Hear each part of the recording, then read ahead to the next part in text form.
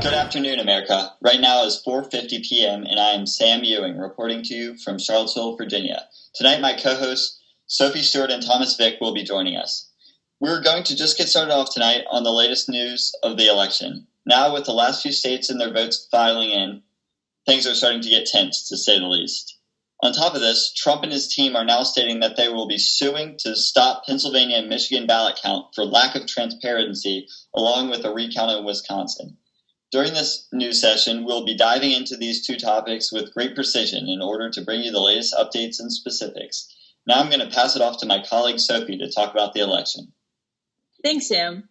So now when it comes to the election, Joe Biden of the Democratic Party remains in the lead with a strong 253 electoral votes, while Donald Trump of the Republican Party follows with 214 votes. Now, 270 is the needed number of electoral votes in order to win this election, and with several states still unaccounted for, things continue to remain in question. States that are left are Alaska, Georgia, Nevada, North Carolina, Arizona, and Pennsylvania. Recently, Biden won Michigan, which was huge for his lead, and these last battleground states will determine who wins the presidency during this election. Although these states are uncalled, there is definitely an idea of which president will win them. It is likely that Trump will win the remaining states, Georgia, North Carolina, Alaska, and Pennsylvania, while Biden is most likely to win Nevada and Arizona. Although there is a lot of controversy over Arizona right now. With the remaining votes to be counted, it's hard to predict what will happen. It is safe to say that things are starting to get tight. No kidding. Battleground states make a huge difference when it comes to the election. They are the last defining force when it comes to votes. Thank you, Sophie, for that enlightening update on the election. There's much that is still in question, and these next few days will be vital. Thomas, do you mind starting off on the topic of Trump and his want to sue? I'm rather intrigued to hear about this.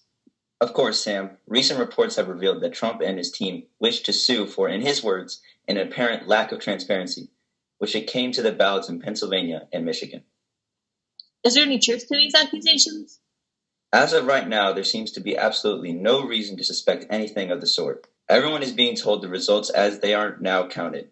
We need to remember that even though the 10,000 mail-in ballots are being counted every hour, with nearly 50,000 ballots still needing to be counted, we could be looking at not knowing the full results for the next few days.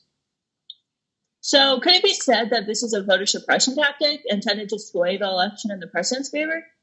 Frankly, Sophie, I do not see any other explanation for this rather than unprecedented mid-count lawsuit. Thomas, can you break down for the viewers at home why some are calling for a recount in Wisconsin? Absolutely, Sam.